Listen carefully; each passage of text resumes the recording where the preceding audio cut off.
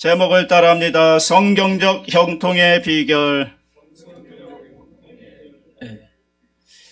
우리는 계속해서 새로운 시작을 위한 여호수아서를 살펴보고 있습니다. 여호수아서는 모세가 죽고 여호수아가 바톤을 이어받아서 새로운 시작, 새로운 땅, 젖과 꿀이 흐르는 가나안 땅을 향해 나아가는 그런 성경입니다.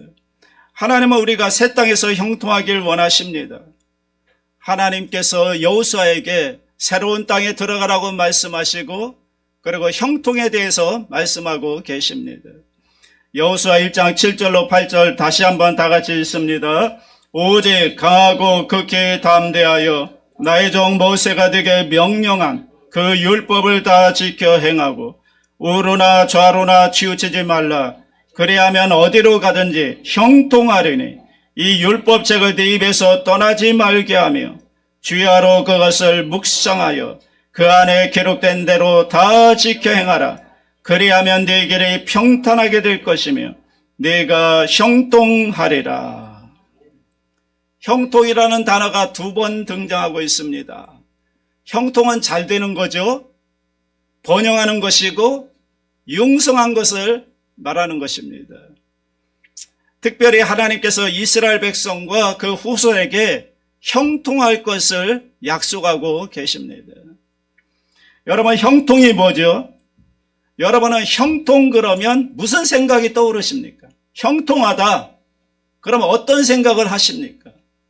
뭐 세상적인 형통도 있을 수 있고 또 특별히 오늘은 성경에서 말하는 하나님이 말하는 형통이 무엇인가? 오늘 이 형통, 성경적 형통을 확실하게 여러분 알 수 있게 되기를 축복합니다. 첫째, 성경적 형통이란 하나님이 맡기신 사명을 완수하는 것입니다. 특별히 성경을 자세히 살펴보면 성경에서 말하는 형통과 세상에서 말하는 형통이 조금 다르다는 것을 알 수가 있습니다. 첫째로 성경적 형통은 하나님이 함께 하시는 것입니다. 여호수아 1장 9절 다 같이 합니다. 내가 네게 명령한 것이 아니냐. 강하고 담대하라. 두려워하지 말며 놀라지 말라. 네가 어디로 가든지 네 하나님 야훼가 너와 함께 하느니라 하시니라. 여러분, 이 하나님이 정말 대단한 분이잖아요. 이 하나님이 누굽니까? 천지를 만드신 하나님, 우주를 창조하신 하나님, 그 하나님께서 함께 하시겠다고 약속하고 있는 것입니다. 이 하나님이 함께 하는 게 형통인 것입니다. 성경은 아주 강조하죠. 여러분, 아무리 많은 걸 가졌지만 하나님이 없다면 그는 아무것도 가지지 않은 것과 마찬가지고, 겉으로 볼 때는 아무것도 가진 것이 없어 보이지만 하나님이 함께 하시면 그는 모든 걸 가진 것과 같다고 말해도 과언이 아닌 것입니다. 요셉의 애굽에 종살이로 가지 않습니까? 그런데 놀라운 사실은 그런 종살이 하는데 성경은 말하기를 하나님이 요셉과 함께 하니까 형통했다고 성경은 말하고 있습니다. 창세기 39장 2절로 3절 다 같이 합니다. 야훼께서 요셉과 함께 하심으로 그가 형통한 자가 되어 그의 주인 애굽 사람의 집에 있으니 그의 주인이 야훼께서 그와 함께 하심을 보며 또 야훼께서 그의 범사에 형통하게 하심을 보았더라. 지금 국무총리가 된 게 아닙니다. 출세한 게 아닙니다. 지금 보디발의 집에서 종살이를 하고 있는데, 그런데 성경은 말하기를 그가 하나님이 함께 하니까 형통했다는 것입니다. 요셉이 보디발의 아내 유혹을 물리치지 않습니까? 물리쳤는데 감옥에 가는 거예요. 그런데 놀라운 사실은 감옥에 가서도 하나님이 함께 하시니까 성경은 형통했다고 말한다는 거죠. 창세기 39장 21절 23절 보십시오. 야훼께서 요셉과 함께 하시고 그에게 인자를 더하사 간수장에게 은혜를 받게 하시매 야훼께서 그를 범사에 형통하게 하셨더라. 놀라운 건 그가 국무총리가 됐을 때는 형통이라는 단어를 쓰지 않는다는 것입니다. 성경에서 말하는 형통은 무엇인가? 하나님이 함께 하시는 것이다. 그렇다면 우리 자신을 돌아봐야 됩니다. 나는 지금 과연 하나님과 함께하고 있는가? 나는 지금 하나님과 동행하고 있는가? 함께하고 있다면 여러분은 형통한 삶을 사는 것입니다. 그리고 더 중요한 게 있습니다. 둘째로 성경적 형통은 머무는 곳에서 맡겨진 일에 최선을 다하는 것입니다. 머무는 곳에서 맡겨진 일에 최선을 다하는 것. 여호수아는 모세의 시종이었거든요. 모세의 심부름꾼, 모세를 섬기는 사람이었습니다. 그런데 40년 동안 한결같이 모세를 섬깁니다. 원망도 하지 않고 불평도 하지 않고 모세를 정성으로 섬깁니다. 그가 형통의 그 하나의 전주곡 같은 것이죠. 요셉이 그가 머무는 보디발의 집에서 최선을 다하잖아요. 하나님이 그걸 보시는 것 같아요. 요셉이 또 감옥에 들어갔는데 감옥에서도 최선을 다하여 섬깁니다. 간수당들을 섬깁니다. 하나님이 그걸 보시는 것 같습니다. 여러분, 하나님이 보실 때는 그가 머무는 곳에서 불평하지 않고 원망하지 않고 감사하면서 그 맡겨진 일에 최선을 다하여 섬기고 있는가, 하나님이 이걸 보시는 것입니다. 다윗이 언제 형통했죠? 골리앗 장군을 쓰러뜨릴 때가 아닙니다. 하나님이 다윗을 선택했을 때는요, 들판에서 아버지의 양을 치고 있을 때, 그때 하나님이 다윗을 보시고 선택했다고 성경은 말씀하고 있습니다. 양을 치면서 돌멩이를, 물맷돌을 던지고 수금을 타고 그 맡겨진 일에 최선을 다하고 있을 때 하나님이 그를 보시고 선택하신 것입니다. 우리는 많은 경우에 자꾸 환경을 바꾸려고 하잖아요. 물론 환경이 바뀌면 좋지만, 그러나 여러분이 머무는 곳에서 여러분에게 맡겨진 일들을 최선을 다하여 그것을 잘 감당할 때 하나님이 그걸 보시고 그를 형통하게 인도해 주시는 것입니다. 셋째로 성경적 형통은 하나님이 맡기신 사명을 완수하는 것입니다. 그렇다면 여호수아의 형통은 뭘까요? 적과 꿀이 흐르는 가나안 땅을 정복하는 게 형통이겠죠. 모세의 형통은 뭘까요? 출애굽의 사명을 완수하는 게 형통이죠. 요셉의 형통은요, 그의 가족을 지키는 게 형통입니다. 창세기 45장 7절 보십시오. 하나님이 큰 구원으로 당신들의 생명을 보존하고 당신들의 후손을 세상에 두시려고 나를 당신들보다 먼저 보내셨나니. 여기 당신들은 형제들이죠. 큰 구원으로 그의 가족들을 구원하고 지키기 위해서 하나님이 나를 먼저 보내셨다는 것입니다. 창세기 50장 20절에도 보면 당신들은 나를 해하려 하였으나 하나님은 그것을 선으로 바꾸사 오늘과 같이 많은 백성의 생명을 구원하게 하시려 하셨나니. 결국은 성경에서 말하는 형통이란 무엇인가 하면 하나님이 맡겨주신 사명을 완수하는 게 여러분 형통인 것입니다. 사랑하는 성도 여러분, 여러분은 하나님이 맡기신 사명을 지금 잘 감당하고 계시죠? 그게 바로 형통인 것입니다. 교사는 교사로서, 찬양대원은 찬양대원으로서, 주의종은 주의종으로서, 장로님은 장로님으로서 맡겨진 사명을 잘 감당하고 완수하는 것, 그게 바로 형통한 삶인 것입니다. 넷째로 성경적 형통은 만민을 복되게 하는 복의 통로가 되는 게 형통입니다. 절대로 이기적이지 않습니다. 창세기 12장 2절로 3절 다 같이 합니다. 내가 너로 큰 민족을 이루고 네게 복을 주어 내 이름을 창대하게 하리니 너는 복이 될지라 땅의 모든 족속이 너로 말미암아 복을 얻을 것이라 하신지라. 그러니까 성경적 형통은 절대로 이기적이지 않는 거예요. 성경적 형통이란 남을 복되게 하고 그리고 남을 도와주는 축복의 통로가 되는 게 성경이 말하는 형통입니다.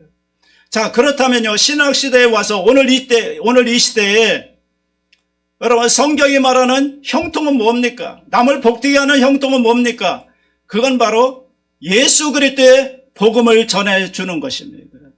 예수님을 전해주는 것, 그래서 그들이 구원받고 복되게 하는 것, 이게 바로 축복의 통로가 되는 것입니다. 이게 성경이 말하는 형통인 것입니다. 예수님을 전하는 것.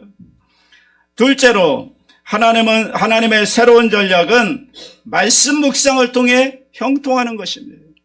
여러분, 시대마다 전략이 다르잖아요. 모세 시대의 전략은 뭐였습니까? 지팡이였지요.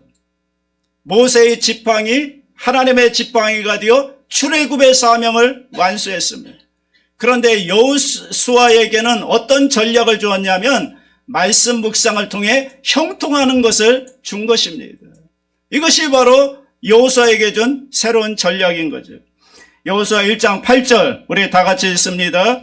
이 율법책을 네 입에서 떠나지 말게 하며 주야로 그것을 묵상하여 그 안에 기록된 대로 다 지켜행하라. 그래야만 네가 이르 평탄하게 될 것이며 네가 형통하리라. 이 속에 형통의 비결, 그리고 성경적 형통의 비결이 다 담겨 있습니다. 여러분, 다른 구절은 모르더라도 여호수아 1장 8절 말씀은 아예 그냥 달달달달 외우시기 바랍니다. 여러분, 이것을 자주 묵상하시고 기도할 때마다 이 말씀을 붙잡고 기도하시기 바랍니다. 여기에 형통의 비결이 다 담겨 있는 거예요. 하나님의 말씀을 묵상하고 그 가운데 기록된 대로 지켜 행하면 뭐라고 약속합니까? 네 길이 평탄하게 될 것이고 형통하게 될 것이다. 첫째로 말씀 묵상은 지혜의 능력입니다. 여러분, 정말 하나님의 말씀 속에는요, 어마어마한 지혜가 다 담겨 있어요. 놀라운 지혜가 다 담겨 있어요. 여러분, 잠언만 봐도요, 지혜가 가득 차 있죠. 우리가 지금 일독을 마친 분들은 우리가 잠언 한 장씩 계속 지금 이번 한 달 동안 읽고 있는데, 그 잠언 구절구절마다 정말 하나님의 지혜가 놀랍게 담겨져 있어요. 여러분, 지혜가 힘인 것입니다. 지혜가 있어야 승리하고요, 지혜가 있어야 놀라운 일을 이룰 수가 있는 것입니다. 잠언 24장 5절로 6절 보십시오. 지혜 있는 자는 강하고 지식 있는 자는 힘을 더하나니 너는 전략으로 싸우라. 승리는 지략이 많음에 있느니라. 자, 형통이라는 단어가 히브리어의 원문에는 놀라운 의미가 담겨져 있더라고요. 내가 찾아보니까 형통이란 히브리어는 사칼입니다. 이 뜻이 뭐냐면 지혜, 지혜롭게 깨달음, 지혜롭게 행함, 신중함, 신중하게 행동함, 숙고, 번영, 통찰력을 갖다, 형통하도록 원인을 제공하다. 이런 놀라운 뜻을 다 담고 있는 게 이 형통이라는 히브리어의 의미라는 거예요. 그러니까 성경에서 말하는 형통은 한마디로 말하면 지혜라는 거예요. 분별력이라는 거예요. 여러분, 우리가 인생을 살아가면서 이 분별력만 있어도요, 인생을 잘 살 수가 있습니다. 사람을 분별하고요, 또 때를 분별하고요, 시대를 분별하고요, 그리고 해야 될 말과 하지 말아야 될 말을 분별하고, 또 싸워야 될 대상과 싸우지 않아야 될 대상을 분별하는 것, 이게 굉장히 중요하죠. 그러니까 이 하나님의 말씀을 묵상하게 되면요, 이런 지혜가 임한다는 거예요. 이런 분별력이 임한다는 거예요. 둘째로 말씀 묵상은 담대함의 능력입니다. 결국은 모든 문제가 마음에서 시작되잖아요. 여러분, 마음에 이미 지면은요, 진 거나 마찬가지예요. 그래서 여호수아 1장 7절에 보면 오직 강하고 극히 담대하여. 여호수아 1장 9절도 다 같이 합니다. 내가 네게 명령한 것이 아니냐. 강하고 담대하라. 두려워하지 말며 놀라지 말라. 네가 어디로 가든지 네 하나님 야훼가 너와 함께 하느니라 하시니라. 여러분, 두려우면 아무것도 못해요. 마음이 강하고 담대해야 뭔가를 이룰 수가 있는 거예요. 그래서 여호수아에게 말씀하는 거예요. 말씀 묵상을 통해서 너의 마음을 강하고 담대하게 하라는 거예요. 그래서 여러분, 우리의 행복을 두려움과 염려는 빼앗아 버립니다. 그래서 여러분, 염려를 기도로 바꿔야 돼요. 두려움을 믿음으로 바꿔야 돼요. 특별히 사랑하면 두렵지 않다고 했잖아요. 하나님을 진짜로 사랑하면 두려움이 떠납니다. 하나님의 말씀을 우리가 묵상하게 되면 하나님의 말씀이 우리와 함께하고 또 하나님이 나와 함께한다는 사실을 거듭거듭 묵상하게 되면 우리의 마음 가운데 담대함이 생긴다는 것입니다. 하나님이 나와 함께 하시니까 나는 담대할 수가 있는 것이죠. 셋째로 말씀 묵상은 집중하는 능력입니다. 사명에 집중하는 것이고 하나님 말씀에 집중하는 것입니다. 여호수아 1장 7절에 보면 우로나 좌로나 치우치지 말라 그리하면 어디로 가든지 형통하리니. 그러니까 정로로 가라는 거예요. 하나님의 말씀을 따라 정로로 걸어가라는 거예요. 이사야 30장 21절에 보시면 이것이 정로니 너희는 이리로 행하라 할 것이며. 사람들은 자꾸 지름길을 좋아하는 것 같습니다. 자꾸 쉬운 것, 쉽게 돈 버는 것, 또 한꺼번에 많이 버는 것. 여러분, 그런 거 없습니다. 제가 살아보니까요, 그런 거 없어요. 정로로 걸어가야 돼요. 올바른 길로 걸어가야 돼요. 여러분, 길이 아니면 가서는 안 되는 거예요.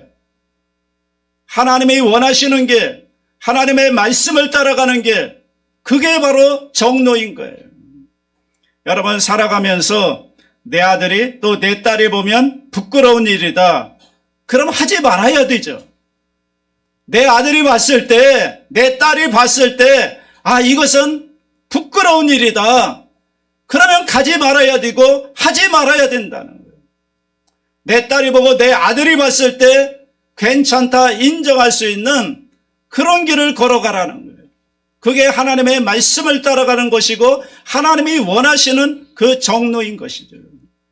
여러분, 이 하나님의 말씀하신 이 정로로 가는 것, 좌로나 우로나 치우치지 아니할 뿐만 아니라 결국에는 내게 주어진 그 길을 갈 수가 있는 것입니다. 그 길로 가면요, 결과가 좋습니다. 아름다운 결과, 열매가 있는 것입니다. 넷째로 말씀 묵상은 반복, 축적, 그리고 돌파의 능력이라는 거예요. 말씀을 주야로 묵상하자. 주야로. 밤낮으로 묵상하는 거예요. 집중해서 묵상하는 거예요. 여러분, 반복하는 게 굉장히 중요합니다. 유영만 교수가 이렇게 말했습니다. 위대한 변화는 사소함의 진지한 반복 속에서 어느 순간 비로소 탄생한다. 사소함이 누적되어 반복되는 가운데 상상할 수 없는 폭발적인 임계질량이 확보된다. 그 임계질량은 세상을 향한 용수섬의 에너지다. 임계질량이 에너지로 폭발하는 순간을 임계점이라고 볼 수 있다. 임계점은 물이 끓기 직전 아무런 변화가 일어날 것 같지 않다가 갑자기 비약적인 양자도약이 일어나는 시점이다. 요즘 그렇잖아요. 한 분야에서 10년 동안 계속 그 일을 반복하거나 아니면 일만 시간을 반복하게 되면 어느 순간 그것이 축적이 되다 보면 임계점이 일어나서 돌파가 일어난다는 거예요. 마크 패터슨이라고 하는 분이 하나님을 듣다라는 책을 썼는데 그분이요 3,000권의 책을 읽은 다음에 글이 나오더라는 거예요. 왜? 임계점에 다다른 거죠. 그러니까 축적이 되니까 어느 순간부터 돌파가 일어나더라는 거예요. 그러니까 그 축적이 되는 게 반복하는 게 굉장히 중요하다는 거예요. 계속 반복하고 또 반복하고 또 반복하고 축적이 되면 어느 순간 임계점에 다다르면 이제 놀라운 돌파가 생겨나는 것입니다. 여러분, 많아지면 달라지는 것입니다. 많아지면 변화가 일어나는 것입니다. 그래서요, 기도도 축적이 돼야 되고요. 그리고 전도도 축적이 돼야 되고요. 또 견디는 것도 축적이 되면 어느 순간 생각하지 못한 순간에 돌파가 일어나는 거예요. 놀라운 일이 벌어지는 거예요. 그러니까 여러분이 지금 하는 것들 중단하지 마시고 반복적으로 하십시오. 축적되도록 쌓으십시오. 그러면 어느 순간에 돌파가 일어나서 정말 놀라운 역사가 일어나게 될 줄로 믿습니다. 다섯째로 말씀 묵상은 장애물을 극복하는 능력입니다. 여러분, 사람에게는 장애물이 얼마나 많습니까? 장애물 가운데 특별히 고난이라는 장애물이 있잖아요. 우리에게 고난이 많잖아요. 어떻게 극복하죠? 말씀 묵상을 통해 극복할 수가 있다는 거예요. 시편 119편 92절 다 같이 합니다. 주의 법이 나의 즐거움이 되지 아니하였다면 내가 내 고난 중에 멸망하였으리이다. 여러분, 하나님의 말씀을 묵상하게 되면 이 고난의 의미를 알게 되는 거예요. 고난의 의미를 알게 되면 견딜 수가 있는 거예요. 우리가 고난의 의미를 모르니까 힘들어하는 거죠. 그러나 이 고난의 의미, 이 고난 뒤에 무엇이 있다는 걸 말씀을 통해서 알게 되면 넉넉히 이겨낼 수가 있습니다. 또 하나님의 말씀은 유혹을 물리치게 해줘요. 가장 큰 장애물은 유혹이잖아요. 특별히 이성의 유혹, 특별히 음료의 유혹에 빠지면 결국은 귀한 생명을 사냥당하고 마는 것입니다. 요셉이 유혹을 물리치잖아요. 굉장한 일입니다. 젊은 나이에 아무도 보지 않는 데에서 보디발의 아내가 유혹을 하는데 요셉이 그것을 물리칩니다. 하나님 앞에 살았기 때문에 가능했던 거죠. 전설에 의하면 요셉이 굉장히 잘생겼다고 그래요. 그래서 한번 보디발이 요셉을 좀 구경시켜 달라고 하는 그 귀부인들을 다 모아놓고 전부 앉혀놓고 사과 하나 주고 그도 사과 깎는 과도칼을 하나 주어서 사과를 깎도록 했습니다. 그리고 요셉을 불러왔습니다. 요셉을 부르는 순간 여인들이 다 손을 베버렸다는 거죠. 그만큼 요셉이 잘생겼다는 거예요. 얼마나 잘생겼으면 사과 깔다가 한눈 팔아가지고 손을 다 뱉겠습니까? 그런 요셉 앞에 유혹을 했는데 요셉이 극복했잖아요. 왜냐하면 하나님께 쓰임받고 싶어서. 그리고 요셉 안에 하나님의 말씀이 있었기 때문에 유혹을 물리칠 수가 있었던 것입니다. 시편 119편 11절 보십시오. 내가 주께 범죄하지 아니하려 하여 주의 말씀을 내 마음에 두었나이다. 말씀이 내 안에 있으면 유혹을 물리칠 수 있다는 거예요. 여러분, 남자분들 조심하시기 바랍니다. 40대 중년의 위기가 온다고 그러잖아요. 그런데 요즘은 40대가 아니래요. 40대 넘어서 65세까지가 위기래요. 40을 넘어 50을 넘어 65세까지 안 되신 분들은 아직도 이 유혹을 조심해야 돼요. 말씀을 묵상하게 되면 이 유혹을 이겨낼 수가 있는 것입니다. 하나님의 말씀을 가까이 해야 됩니다. 그리고 기도를 가까이 해야 됩니다. 그리고 예배를 가까이 해야 됩니다. 그래야 이겨낼 수가 있는 거예요. 여러분, 예배가 멀어지고 말씀이 멀어지고 기도를 소홀히 하다 보면 유혹에 백발백중 넘어지는 것입니다. 그러나 우리 안에 말씀이 가득 차 있고 하나님을 가까이 하고 예배를 가까이 하고 기도를 가까이 하는 사람은 어떤 유혹이 다가와도 보디발의 아내가 발가벗고 달려와도 단번에 물리칠 수가 있는 것입니다. 네. 특별히 말씀 묵상하게 되면 장애물을 극복할 수가 있습니다. 시편 119편 165절 주의 법을 사랑하는 자에게는 큰 평안이 있으니 그들에게 장애물이 없으리로다. 가장 큰 장애물은 우리 자신인데 우리 자신을 이기는 게 정말 어렵잖아요. 여러분, 포기하고 싶은 마음, 쉬운 길로 가고 싶은 마음, 그런 유혹들이 얼마나 많습니까? 우리 그런 자신을 이길 수 있는 것은 말씀 묵상뿐이라는 거예요. 자, 6번째, 말씀 묵상은 행동하는 능력입니다. 이 불교하고 기독교하고 차이점이 뭐냐? 불교의 명상은 주로 마음을 비우는 것입니다.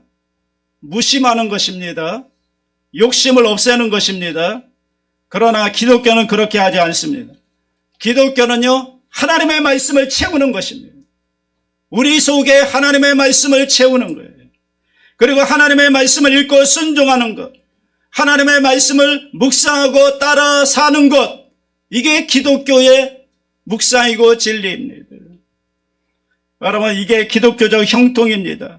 기독교의 형통이란 뭐냐면 하나님의 말씀을 듣고 그대로 순종하는 것, 그게 바로 기독교의 형통인 것입니다. 여호수아 1장 7절 보십시오. 나의 종 모세가 네게 명령한 그 율법을 다 지켜 행하고, 8절도 보십시오. 그 안에 기록된 대로 다 지켜 행하라. 그리하면 네 길이 평탄하게 될 것이며 네가 형통하리라. 하나님의 말씀을 듣고 지키는 것, 순종하는 것, 이게 바로 기독교의 형통인 것입니다. 마태복음 7장 24절 다 같이 합니다. 그러므로 누구든지 나의 이 말을 듣고 행하는 자는 그 집을 반석 위에 지은 지혜로운 사람 같으리니. 말씀을 듣고 행하는 자, 실천하는 자, 이게 지혜로운 자라는 거예요. 7번째, 말씀 묵상은 하나님의 섭리를 믿는 능력입니다. 이게 굉장히 중요한 것 같습니다. 저는 하나님의 섭리를 믿는 낙관주의자입니다. 저는 현실을 절대로 부인하지 않습니다. 저는 현실을 굉장히 직시하려고 노력합니다. 그런데 우리가 현실을 정확히 직시하더라도 우리의 삶 가운데는 우리의 상황이 녹록지 않습니다. 우리가 실패할 수도 있고요, 넘어질 수도 있고요, 실수할 수도 있습니다. 그러나 제가 가지고 있는 가장 놀라운 확신은 뭐냐면 멀리 보는 겁니다. 왜냐하면 하나님께서 전체적인 섭리 가운데, 하나님의 섭리 가운데 이끌어 가시고 계시기 때문에 멀리 보면 하나님이 반드시 모든 것이 합력하여 선을 이룰 것을 믿는 것입니다. 그래서 낙관주의로 살 수가 있는 것입니다. 지금은 당장은 고난이고 어려움 가운데 있지만 전체 인생을 하나님의 주관에 가시고 계시기 때문에 하나님의 말씀에 하나님을 사랑하는 자, 곧 그의 뜻대로 부르심을 입은 자들에게는 모든 것이 합력하여 선을 이룬다고 말씀하고 있기 때문에 결국에는 선을 이룰 것이다. 이룩을 믿기 때문에 여러분, 그런 낙관주의로 살 수가 있는 것입니다. 그래서 고난이라는 것도 그렇게 두려워하지 않는 까닭이 있습니다.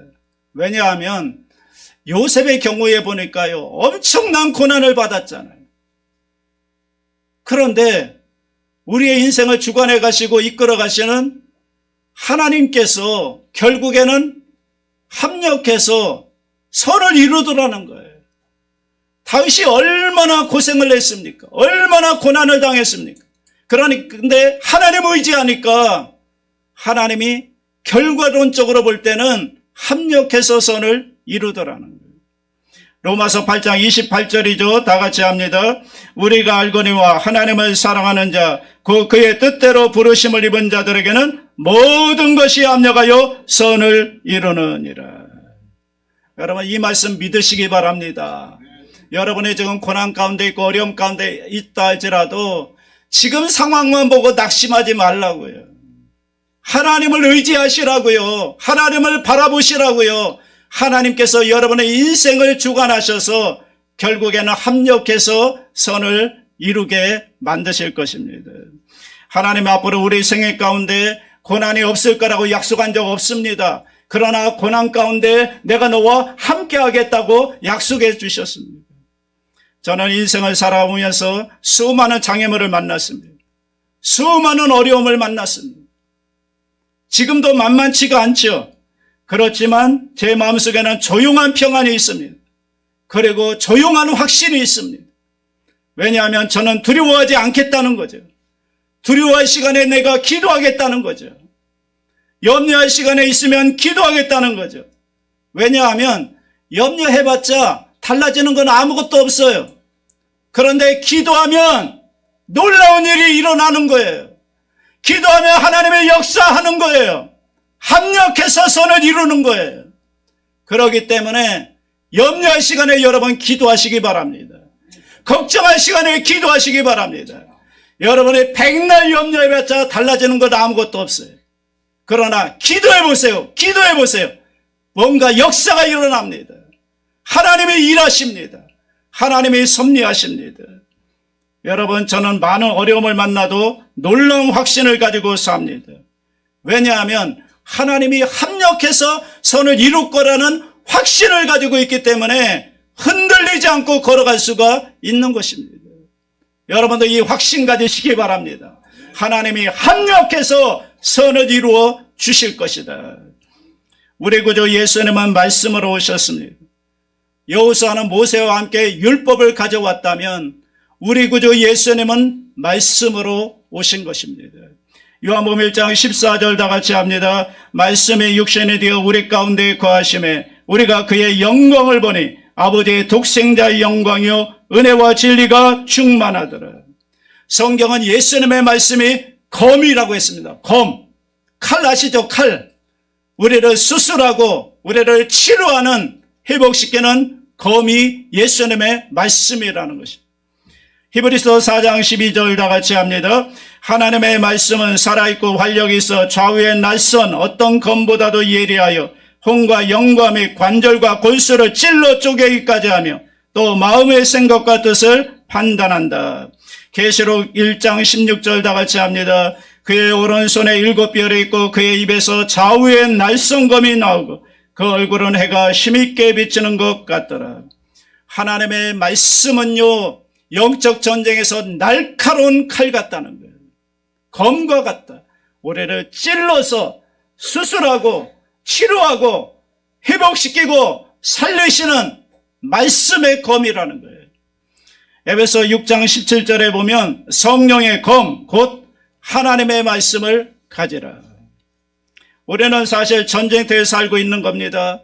영적 전쟁을 하고 있고 또 세상살이라는 이 전쟁터에서 우리가 살고 있는데, 그런데 성경은 예수 그리스도 안에서 이미 우리는 넉넉히 이긴 자라고 증언하고 있습니다. 여러분이 예수님을 믿고 예수님 안에 있다면 우리는 넉넉히 승리하는 DNA를 가지고 있다는 것입니다. 로마서 8장 37절에 보십시오. 그러나 이 모든 일에 우리를 사랑하시는 이로 말미암아 우리가 넉넉히 이기느니라. 우리를 사랑하시는 자 예수 그리스도로 말미암아 우리는 이기는 존재라는 거예요. 승리하는 DNA를 가지고 있다는 거예요. 지금은 여러분이 어떤 상황에 있든지 간에 오늘 이 말씀을 잘 들으셔야 됩니다. 그리고 멀리 보셔야 됩니다. 지금 상황만 보고 판단하면 안 됩니다. 멀리 보세요. 제가 교육자 선교에 있을 때, 전국 교육자 선교회는 서울의 초등학교, 중학교, 고등학교 선생님들을 섬기는 그런 선교회인데, 학교 선생님들을 모여서 예배드리고 또 학교에 신우회를 조직해서 학교 선생님들이 학교에서 예배를 드립니다. 그 학교 이제 신방을 많이 다녔는데 은평구에 있는 예일여고라는 학교를 방문한 적이 있습니다. 그런데 거기가 기독교 학교인데 들어가는 학교 입구에 그 학교 교훈이 있는데 그게 지금도 잊지 못하고 있습니다. 최후에 웃는 자가 최후의 승리자다. 이런 글귀가 쓰여 있습니다. 여러분, 그래서 저는 인생에서 여러 가지 어려움을 만날 때마다 늘 저를 다독합니다. 걱정하지 마라. 최후에 웃는 자가 최후의 승리자다. 그러니까 지금 보고 판단하면 안 된다. 끝까지 가봐야 하는 것입니다. 마지막에 웃는 자가 최후의 승리자가 되는 것입니다. 여러분, 지금은 어렵지만 여러분의 말씀을 묵상하고 말씀을 따라가면 여러분은 반드시 하나님의 도우심으로 말미암아 최후의 웃는 자가 되고 최후의 승리자가 될 것을 확실히 믿습니다. 이 은혜가 함께 하시기를 주의 이름으로 축원합니다.